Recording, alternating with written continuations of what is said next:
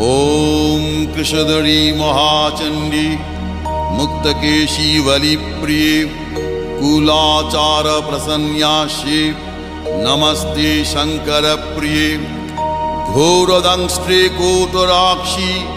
कीटी शब्दप्रसादिनी घोरघोररवस्फारे नमस्ते चित्तवासिनी बन्धुका पुष्पशङ्काशे त्रिपुरे भयनाशिनी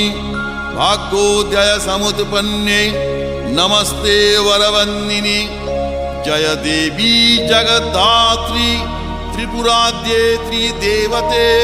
भक्तेभ्य वरदे देवी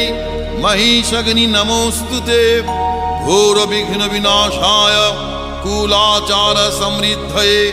नमामि वरदे देवी मुंडमाला विभूषणे रक्तधारा